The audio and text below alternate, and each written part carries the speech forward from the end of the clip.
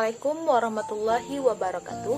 Perkenalkan, nama saya Arini Ayu Lansari dari jurusan Hukum Keluarga Islam dengan NIM 1921014. Tujuan dari pembuatan video ini adalah sebagai pemenuhan tugas yang telah diberikan oleh Bapak dosen Bapak Z Haryanto SHMH sebagai dosen mata kuliah Hubungan Hukum Internasional dengan Hubungan Antar Bangsa.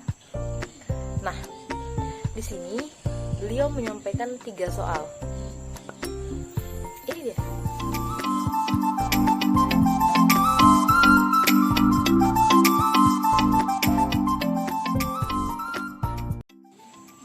Nah, itu dia tadi soalan pertama, yakni tentang jelaskan pengertian sejarah hukum internasional serta tokoh-tokoh pencetus hukum internasional. Hukum internasional adalah bagian hukum yang mengatur aktivitas entitas berskala internasional.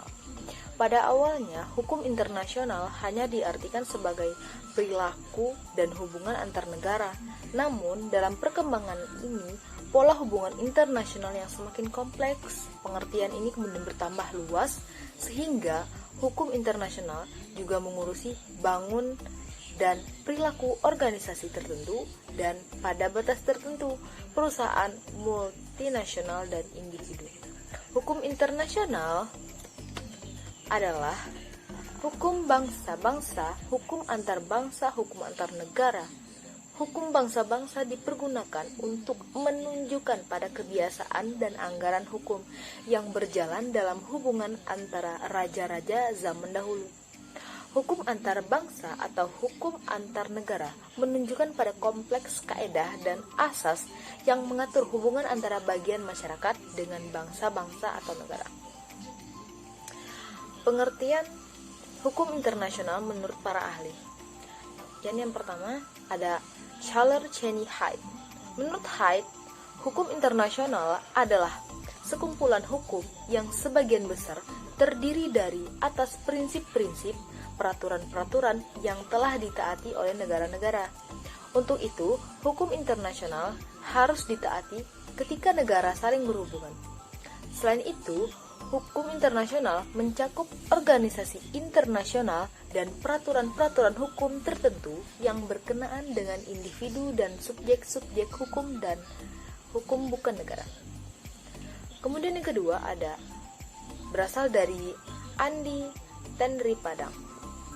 Hukum internasional adalah bagian hukum yang mengatur aktivitas yang berskala internasional. Pada awalnya, hukum internasional hanya diartikan sebagai perilaku hubungan antar negara. Namun, perkembangan pola hubungan internasional semakin kompleks, sehingga pengertian ini kemudian meluas, sehingga hukum internasional juga menyangkut struktur dan perilaku organisasi internasional pada batas tertentu, perusahaan multinasional dan individu. Selanjutnya ada menurut Mohtar Kusumatmaja. Melansir jurnal Hukum Diktum volume 14 nomor 1 Juli 2016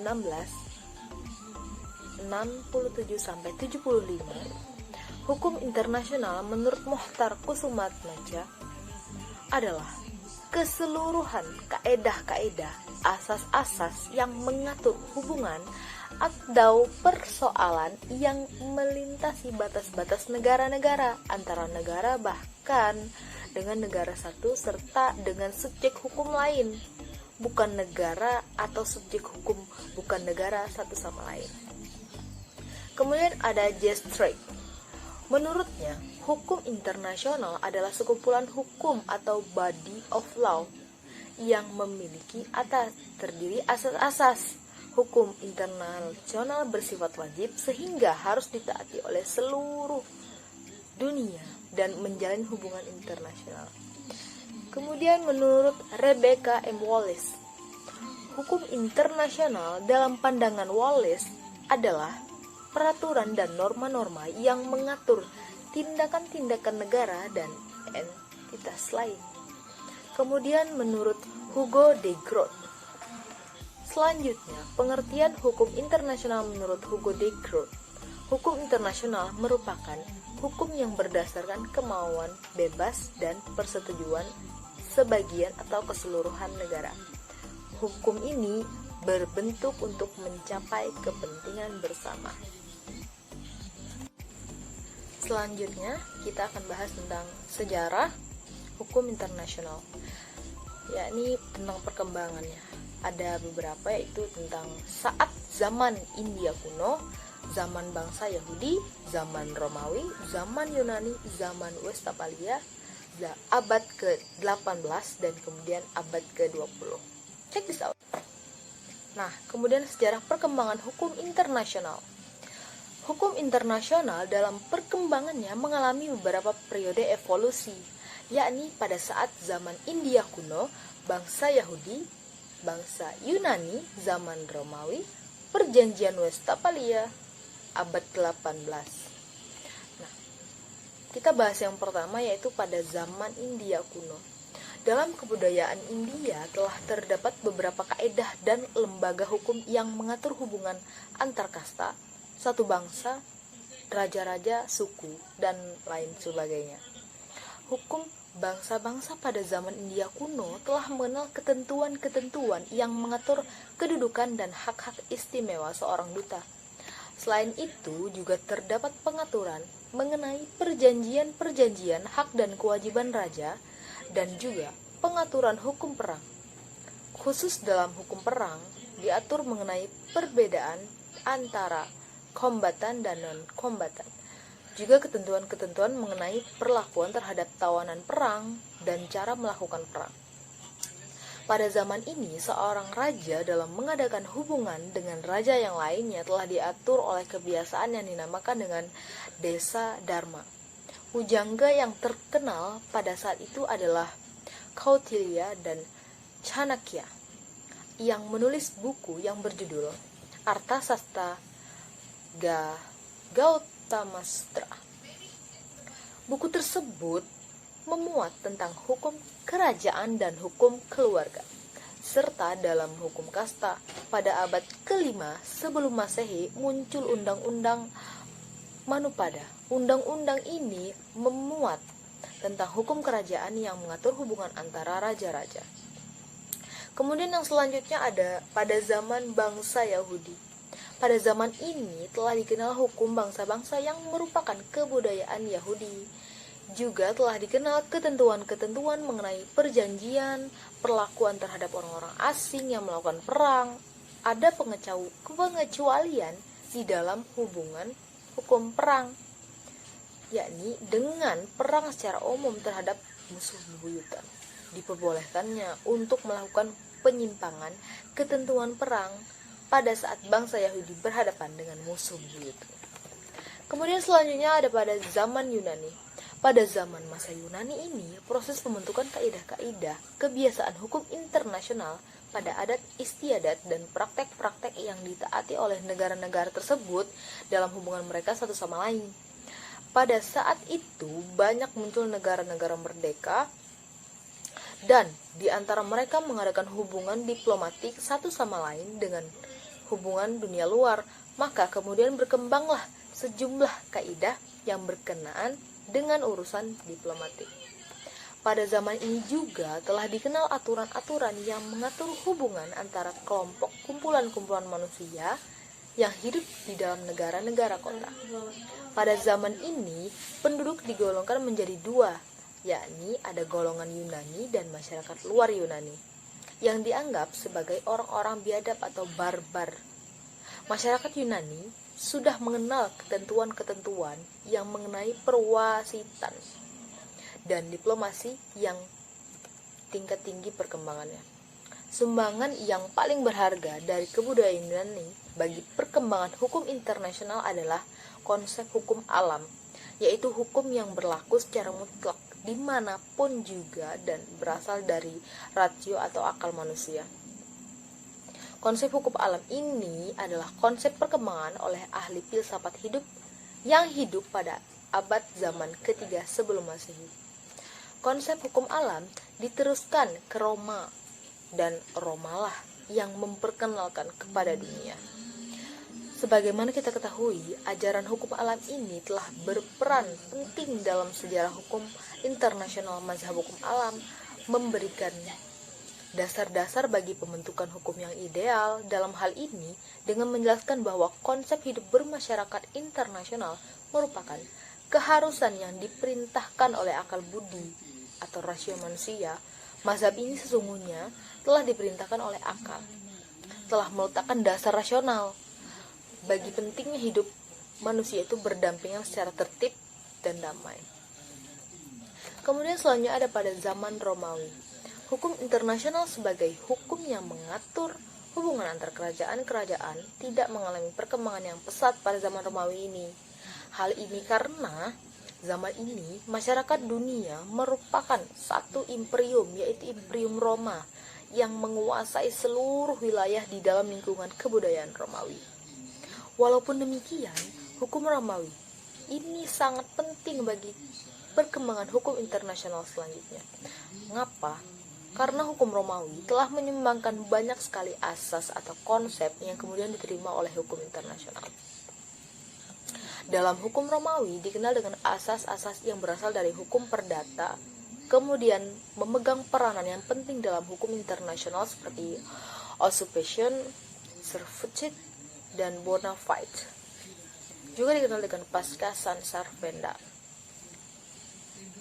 Ini merupakan warisan dari kebudayaan Romawi yang tentunya masih dipergunakan hingga saat ini. Hukum Romawi menjadi dasar pada sebagian besar sistem hukum di Eropa, khususnya negara-negara Eropa Barat yang berpengaruh terhadap perkembangan hukum internasional di masa kini. Periode akhir Kekaisaran Romawi yang meluas mencakup hampir seluruh wilayah dunia dan tidak ada satupun negara yang merdeka, sehingga tidak diperlukan adanya hukum bangsa-bangsa selama abad pertengahan. Terdapat ada dua hal khusus yang menjadi penghalang evolusi, salah satunya yaitu tentang kesatuan dunia Romawi, dunia rohani, dan dunia nyata. Sebagian besar Eropa di bawah Imperium Romawi Suci.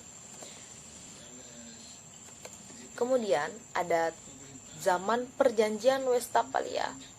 Dalam sejarah hukum, khususnya hukum internasional, Perjanjian Westphalia merupakan tonggak sejarah dari lahirnya negara-negara modern menurut hukum internasional.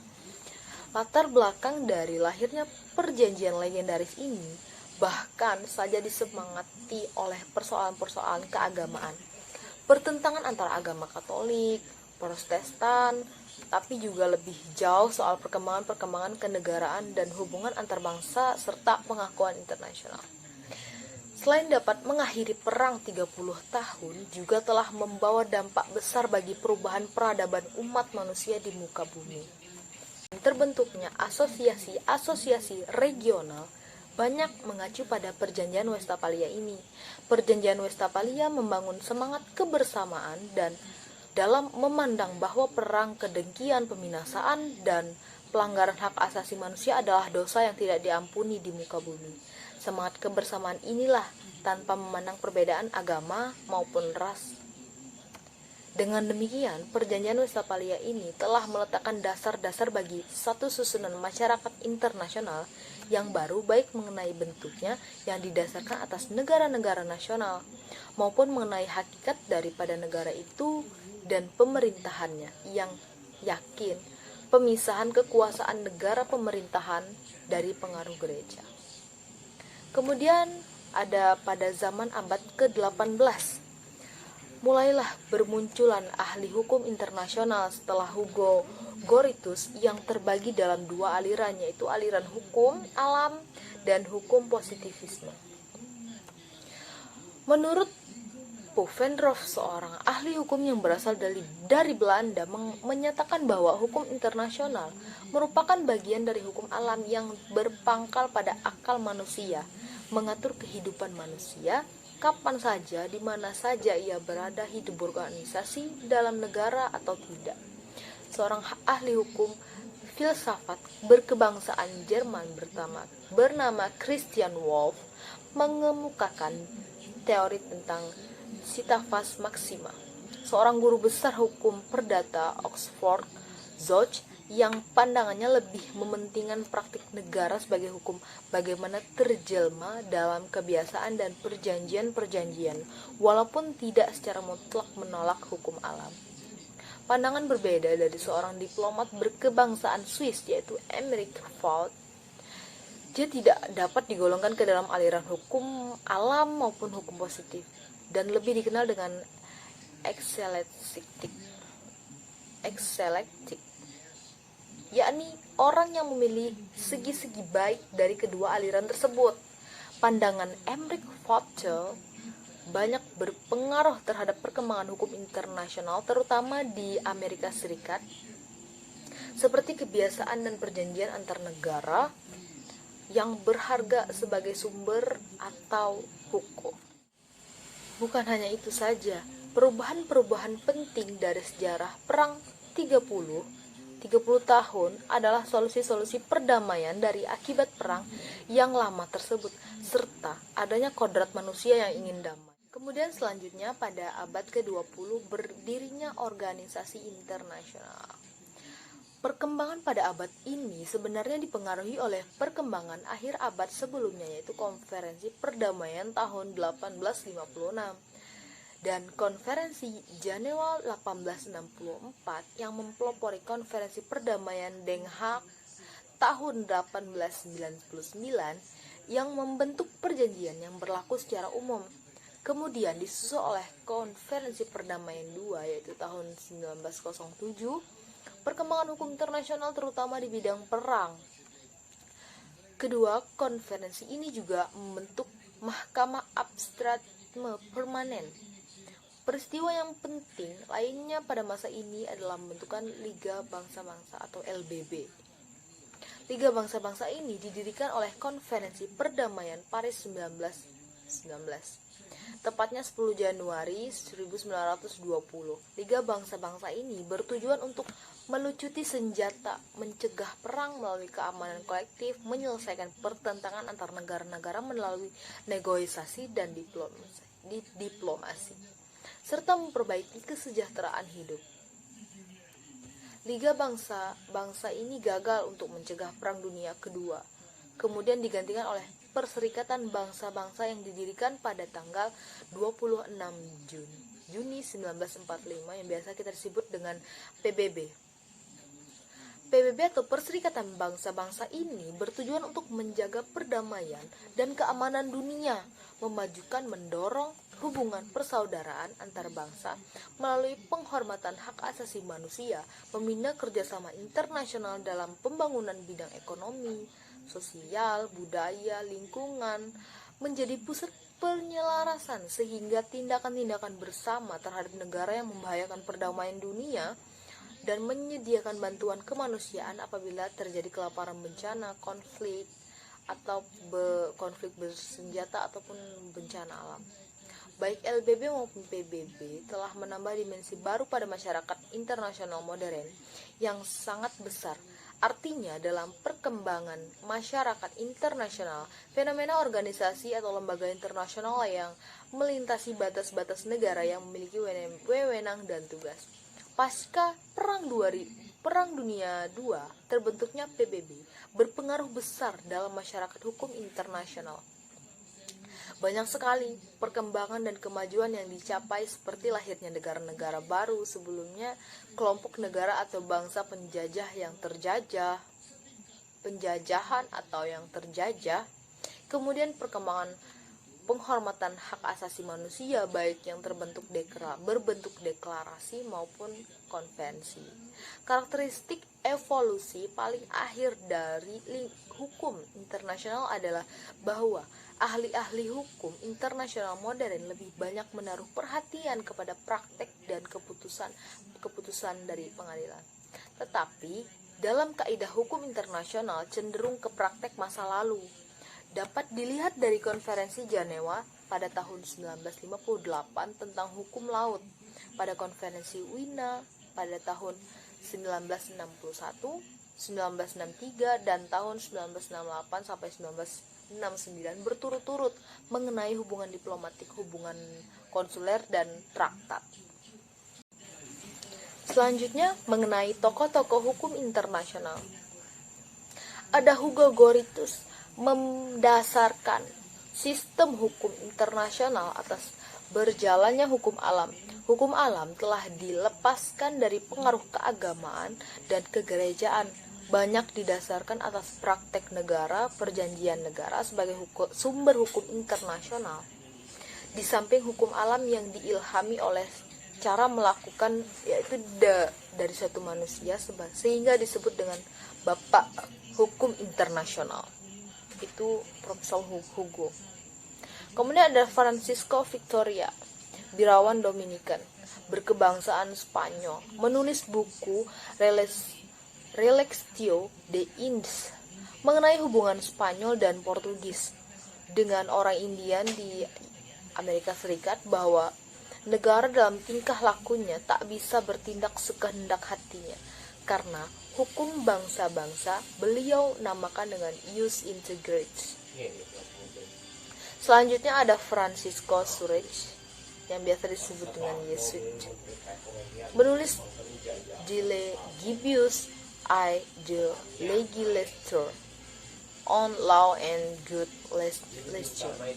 Legislature, mengemukakan keadaan suatu hukum atau kaedah objektif yang harus dituruti oleh negara-negara dalam hubungan antar mereka. Kemudian ada Baltes Alea dan Alberico Genitis, berdasarkan penasihat mereka atas falsafah keagamaan. Kemudian ada Baltazar Ayala pada 1548 sampai 1584 dan Alberico Gentilis mendasarkan nasihat mereka atas falsafah keagamaan atau tidak ada pemisah antara hukum, etika, dan teologi. Kemudian masuk ke soalan nomor 2, yakni tentang jelaskan dan uraikan sumber-sumber hukum internasional. Sumber hukum internasional terbagi menjadi 2, yaitu sumber hukum primer. Dalam hukum internasional yang pertama ada perjanjian internasional yang di dalamnya terdapat ketentuan-ketentuan hukum yang telah diakui secara tegas oleh negara yang bersengketa. Kemudian kebiasaan internasional sebagai bukti atas suatu kebiasaan umum yang telah diterima sebagai hukum. Selanjutnya, prinsip hukum umum yang diakui. Nah, sebagai landasan hukum di seluruh dunia. Kemudian ada sumber hukum subsidiar dalam hukum internasional, yaitu dari keputusan pengadilan, dapat berupa keputusan yang tidak berdasarkan pada pelaksanaan hukum positif, tetapi berdasarkan pada prinsip keadilan dan kebenaran. Namun, kemudian selanjutnya ada ajaran dari para sarjana atau para ahli sumber hukumnya yang seringkali dikutip untuk memperkuat argumen mengenai kebenaran dari suatu norma hukum. Kemudian masuk ke soalan terakhir, yaitu tentang sumber hukum internasional. The source of international law diatur dalam pasal 38 ayat 1 Statuta Mahkamah Internasional. Pada pasal 38 ayat 1 Statuta Mahkamah menentukan sebagai berikut, yakni yang pertama, perjanjian internasional, International Convention, baik yang bersifat umum maupun yang bersifat khusus, yang merupakan ketentuan-ketentuan yang diakui secara tegas oleh negara-negara yang bersengketa. Yang kedua, kebiasaan internasional, International Custom, yang merupakan praktek yang bersifat umum dan diterima sebagai hukum. Kemudian yang ketiga, prinsip asas-asas hukum umum yang diakui oleh bangsa-bangsa beradab. Keempat, putusan-putusan pengadilan dan ajaran dari sarjana yang bereputasi tinggi dari berbagai bangsa sebagai sumber tambahan dan penentuan kaedah hukum.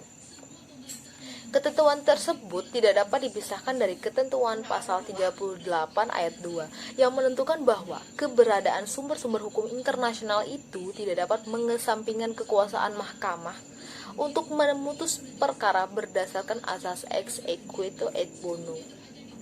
Dalam hal para pihak menerima penerapan asas itu merupakan frase yang diambil dari tradisi civil law yang berarti keadaan keterbukaan atau injustice and fairness sesuai dengan keadilan dan kebaikan, according to what is just and good, atau sesuai dengan kepatutan dan rasa keadilan, according to equality and conscience. Sumber hukum sebagaimana diatur dalam pasal 38 Statuta Mahkamah merupakan sumber hukum dalam kategori formil atau sebagai hukum formil. Sumber hukum yang diatur dalam ketentuan tersebut terdapat dua kategori, yaitu sumber hukum primer, utama, dan kemudian sekunder atau subsidiar. Baik, terima kasih. Sekian dari saya. Wassalamualaikum warahmatullahi wabarakatuh.